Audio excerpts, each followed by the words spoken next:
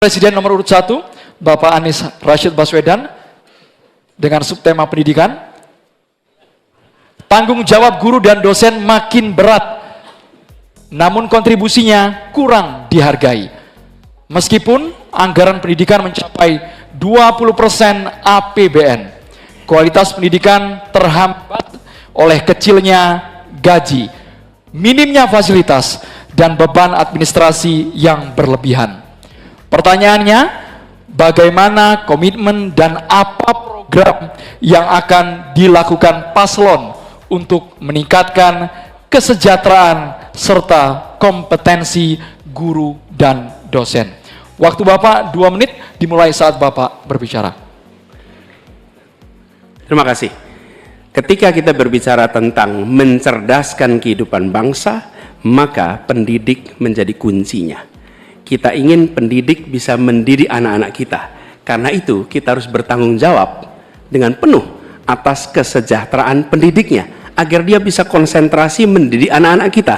Prinsip itu harus dipegang oleh seluruh penanggung jawab kebijakan di seluruh Indonesia. Kalau kita punya pegangan itu, maka terjemahannya mudah.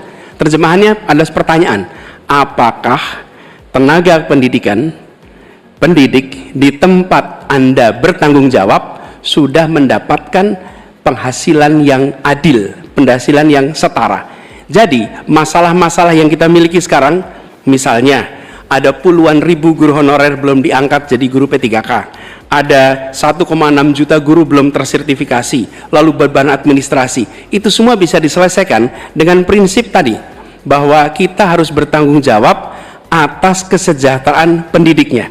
Jadi program yang menurut saya harus dikerjakan, kita akan rencana kerjakan, adalah percepatan sertifikasi guru, pengangkatan 700.000 guru honorer menjadi guru P3K, kemudian beasiswa untuk anak guru dan anak dosen serta anak tenaga kependidikan. Jangan sampai mereka mendidik ratusan anak tapi anaknya tidak pernah bisa menyelesaikan pendidikan sampai tuntas.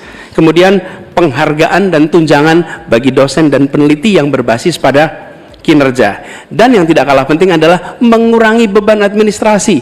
Dosen beban administrasinya luar biasa besar. Dosen itu mengajar, meneliti, melalui pengabdian masyarakat, tapi jangan diberikan beban administrasi yang terlalu besar.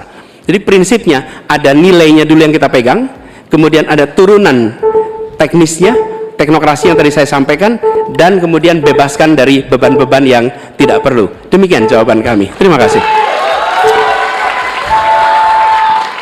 Selanjutnya kami persilakan kepada calon presiden nomor urut 2, Bapak Prabowo Subianto, untuk menanggapi atas jawaban yang disampaikan oleh Bapak Anies Baswedan. Waktu Bapak 1 menit dimulai saat Bapak berbicara. Secara garis besar, ya, secara objektif, saya menilai jawaban-jawaban Pak Anies baik, bagus, relevan. Saya banyak setuju dengan jawaban tersebut.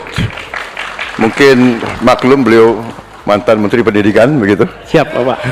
Tapi enggak, saya sangat sependapat. Saya mau nambahkan bahwa kita harus mengaudit, mengkaji sekarang sistem kita ini baik atau tidak.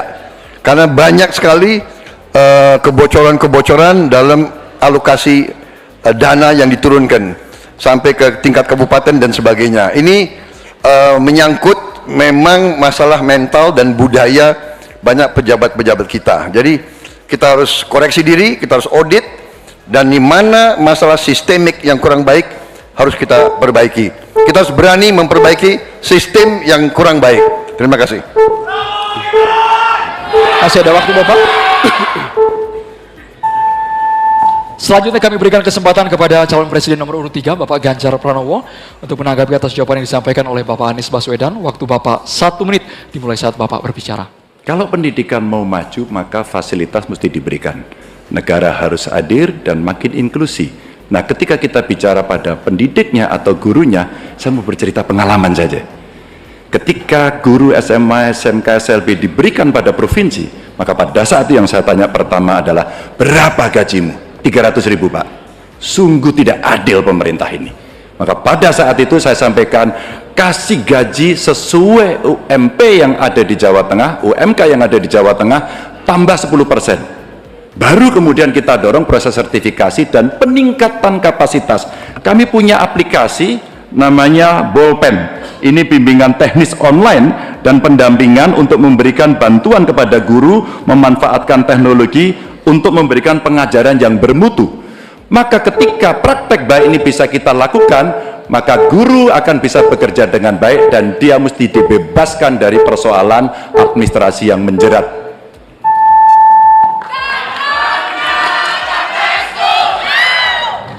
Selanjutnya, calon presiden nomor urut 1 Bapak Anies Baswedan untuk merespon tanggapan dari calon presiden nomor urut 2 dan juga calon presiden nomor urut 3. Waktu Bapak 1 menit dimulai saat Bapak berbicara. Terima kasih Pak Prabowo, terima kasih Pak Ganjar atas kesepemahaman ya terkait persoalan ini. Dan memang kita harus melihat pengeluaran di bidang pendidikan jangan dipandang sebagai cost, sebagai biaya, tapi pandanglah sebagai investasi. Karena itu, negara jangan pelit kalau bicara tentang investasi di bidang pendidikan. Dan jangan pelit kalau sama guru. Jangan pernah kita memberikan yang seminim mungkin untuk guru. Berikan yang adil, sehingga mereka bisa konsentrasi. Dan kami cerita sedikit yang kita kerjakan di Jakarta. PAUD, guru-guru PAUD mendapatkan hibah di Jakarta. Kemudian guru-guru agama kita berikan bantuan. Semua guru dan dosen di Jakarta bebas PBB rumahnya. Sebagai apa? Sebagai penghargaan dari negara untuk mereka. Jadi kita berikan dukungan kepada guru dalam artian status, dosen juga begitu, kemudian penghasilannya dan kehormatannya. Pandang ini sebagai investasi untuk Indonesia menjadi negeri yang tercerdaskan. Terima kasih.